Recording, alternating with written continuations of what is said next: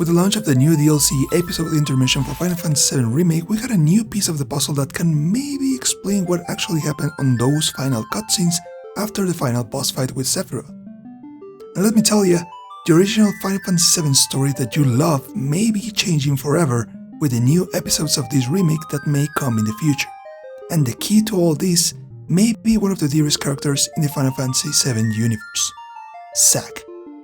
In this new video in the Deep Dive series, we're going to take a look at the new cutscenes available in the DLC, try to piece them together with what we already know 1 year ago, and come with a couple of theories on how Zack is still alive and why this makes sense, even when it goes against everything that the original game and its prequels stated more than 20 years ago. So, this is your big spoiler warning, and in case you haven't played the DLC, be sure to check out this story recap first so you don't miss on anything I'm going to talk about here. Let's start with a quick recap of what happened at the end of the Final Fantasy VII Remake. In Chapter 18, Cloud and the rest of the group fight against Whisper Harbinger and his minions in a very straightforward defiance of fate. At exactly the same time, or at least what the game intends us to believe, we see Zack arriving at the outskirts of Midgar in what is supposed to be his final encounter as foretold in Final Fantasy VII Crisis Core. In fact, this is a strict shot-by-shot of the original cutscene of the 2007 game. The only difference here is the presence of the Arbiters of Fate surrounding Midgar. Back to the weird dimension where Cloud and the group are fighting, we can see some of the cutscene flashbacks with the events of the original Final Fantasy VII game and the end of the Final Fantasy VII Advent Children. Like that moment with Aerith, the lake scene, and Red running with his puppies. All of these deja vus are actually stated in a very particular way by Red 13 as a glimpse of the future if they fail. What the hell did I just see? A glimpse of tomorrow if we fail here today. By defeating the Harbinger, all of these events that will occur in the following months and years are automatically wiped out from the present timeline and the alternate timeline where Zack survives, represented by the Arbiters of Fate disappearing. This is basically Tetsuya Nomura and Naoki Hamaguchi, directors of the game, saying, "F 1997, and we can change anything we want in this remake." They even included hints for this in these character dialogues. What will we find on the other side? Freedom. Boundless, terrifying freedom. Like a great, never-ending sky. We'll be changing more than fate itself. The future is always a blank page. That which lies ahead does not yet exist. And that's basically what they are going to do in both the alternate timeline that they are presenting and the main timeline we are playing, with major changes to the plotline triggered by Biggs and probably Jesse surviving the Sector 7 slums disaster, and obviously Zack as well. Now let's jump into the interesting part. Let's consider that the events of Zack fighting in the outskirts of Midgar and the Harbinger fight are in some way parallel one to the other, as they are actually intended for us to believe. But there is a catch. The two Midgars we are seeing here are not in the same timeline. They are actually two different timelines running at the same time, introducing the concept of a multiverse within the own world of Final Fantasy VII Remake. This can only be explained as we can see the presence of the Arbiters of Fate in both Midgars at the same time, and the fact that Aerith and Cloud pass by Zack and Cloud in this weird scene. This makes sense if we think that the exact moment the group destroys Harbinger, Zack's timeline and perhaps an infinite number of other timelines we are not even aware of are now altered. The Harbinger as a representation of fate might rule not only in Final Fantasy VII Remake's timeline, the one we are playing in, but all the others as well, in a sort of godlike presence. Even more, if these timelines were supposed to be one instead of a multiverse, at the exact moment that Zack survives the Shinra attack, something could have changed in the present timeline, making the fight and current events non-existent. The possibilities are huge.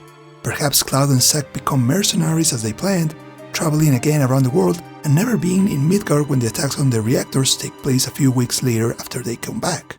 By sticking with his old pal, Cloud may never return to Tifa on Sector 7 slums as he originally promised, and thus never striking the deal to help Avalanche with the macro reactor, condemning the whole operation to fail. Or even simpler enough, Zack could go back to Aerith and both move out of Sector 5 together, making Shinra's search for the last ancient a nightmare. So for me, everything points to this game now being a multiverse since the moment Harbinger is dead. What does this mean for the sequel of the remake? Well, my theory is that we will be alternating playtime with both timelines, Zack's and Cloud's, perhaps having the actions from one impacting directly to the other. I don't think Zack will have its own DLC as Yuffie because it seems his role in the story is even more important now, so I'm almost 100% sure that he will be a big part of the next entry in the remake. With the elephant in the room out of the way, let's move on with the rest of the cutscenes of the ending that were added in Episode Intermission. We saw Yuffie running away from Shinra HQ to witness the destruction of Sector 7 and then mounting a chocobo heading to an unknown location. Motomu Toriyama, another of the co-directors of the remake, has confirmed in a recent interview with Washington Post's Gene Park that Yuffie will return and meet again with the main group, as Episode Intermission points directly to the sequel, meaning that we will probably meet her as you do in the original game in one of the many forests near Fort Condor. My only concern here is that perhaps many people will skip the DLC and go directly to the remake sequel, so maybe some aspects of the story like the presence of Wise, Nero and Sonon could get lost to them. I do think the three of them will appear in one way or the other on the sequel.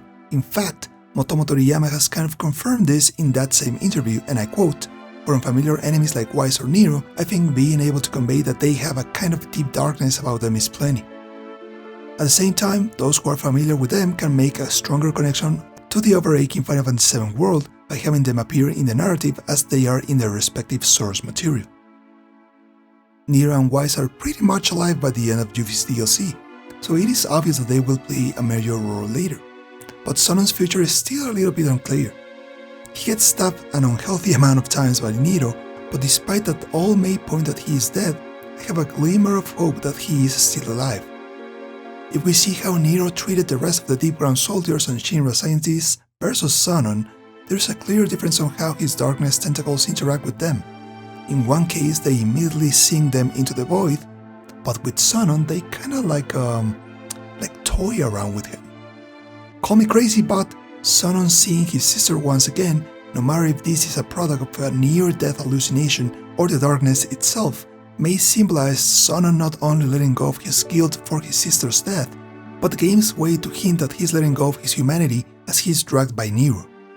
We have to remember that they are at Shinra HQ, and Hoyo has a lot of free time and space to run any type of experiments that he wants now with Genova gone. Time will tell if this was Sonon's final appearance or he will come back later. For the rest of the important NPCs of the DLC, Gigia, Nayo, Billy Bob and Polk, let's remember they escaped Sector 7 before their HQ was raided by Shinra, probably regrouping with any of the other Avalanche cells. I really don't think we will see more of them in the future, even when they promised Gigia they would. They just don't seem to fit in any way now that the group has left Midgar, unless we see them during the Junon parade. Now let's move on to Cloud and the others. The group is already on their way to Calm, the town northeast of Midgar, but the funny element here is that they hitchhike with Chocoboville, the owner of Chocobo Ranch. This doesn't happen in the original game, as you just walk straight to Calm and that's it.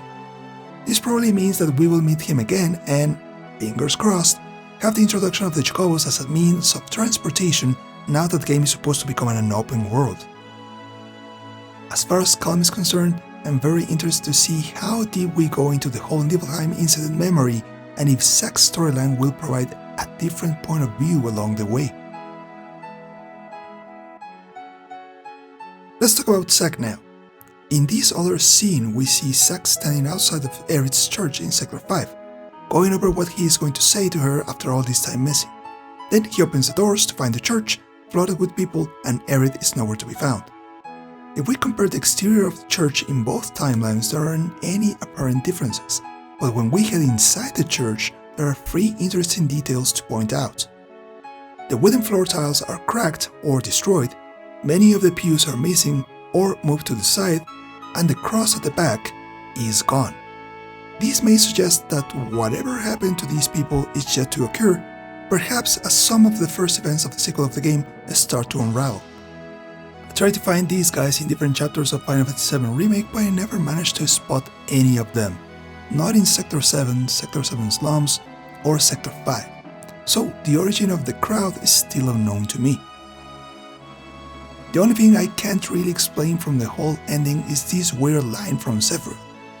7 seconds till the end.